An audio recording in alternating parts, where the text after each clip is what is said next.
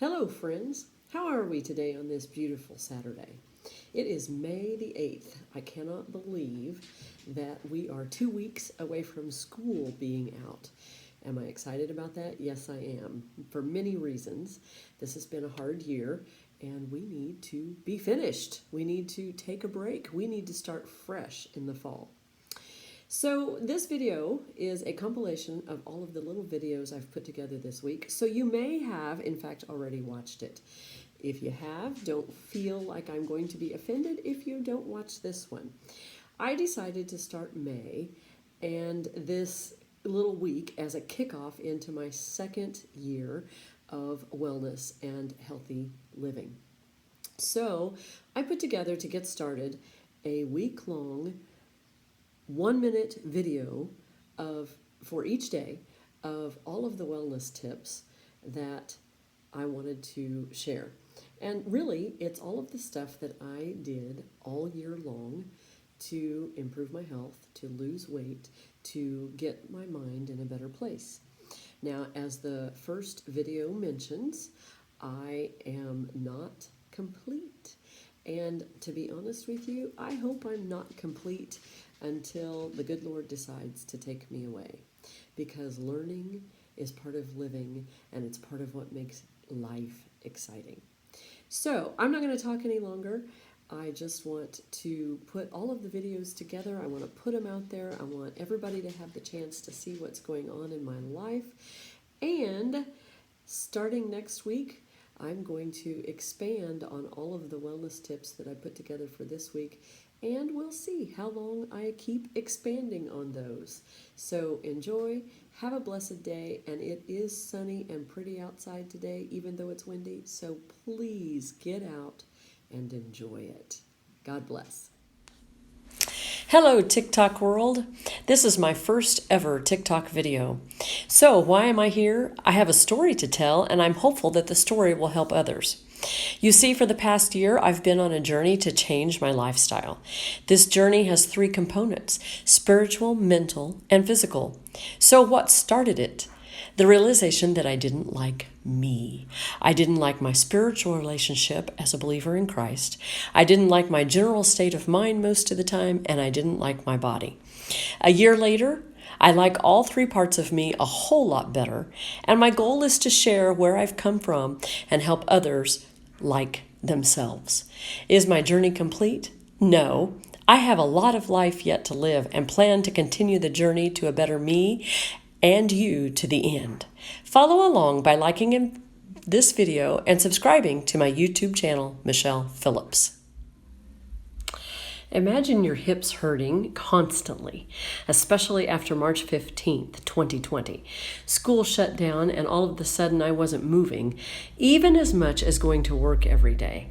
I'm a teacher, choir director specifically, and at that time, over 200 pounds. Can you relate? Wellness tip number 1. Move, M-O-V-E. Just get out of the chair and move. It's springtime, a time of renewal and awakening. Get out and enjoy the milder weather. I love walking and yoga. I walk with my dog, but if that isn't your thing, or you don't have a dog, figure out what is your thing and do it. Moving is how my wellness journey began. If you continue to follow me, you're going to find my story is about perseverance, commitment, and trust. No gimmicks or quick fixes here. Let me know how you get your move on. I'm not going to lie. I think the first month of being home during the pandemic was the most angry I've ever been. Not because I couldn't do my part and stay home. That part was easy. In fact, the forced time to stop was welcome. Life is way too fast. We try to cram way too much into a day. I was angry because the world seemed to be fighting staying at home. I was angry at humanity because, frankly, sometimes we aren't very humane. So how did I get past that anger? Walking, writing in a journal, and reading. Have you ever journaled? I haven't a lot, but I sure did from March to June last year. So wellness tip number 2, write it down. Writing works a lot of my mind's kinks out. No one's going to read it but you, so lay it all on the line. After I started walking and filling pages and pages with thoughts I hope no one ever reads, I began to realize I needed to get it to a better mental place. I've already told you I'm a believer in Christ, and thank the Lord. That belief brought me home, and more than ever, I began to turn to the Bible, to a pastor I trust, and I researched devotional resources until I found the one that spoke to me. So, wellness tip number 3. Get square with your beliefs. It doesn't matter if you're a Christian, Jewish, Muslim, Buddhist, or whatever other millions of religions there are out there.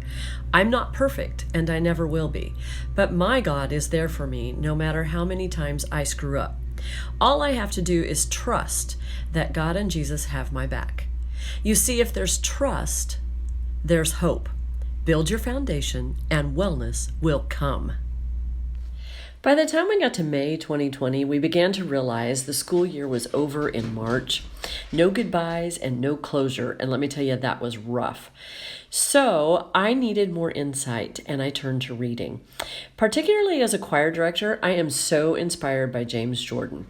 So through reading his books, I discovered some great people who in turn helped me discover even more great people and resources.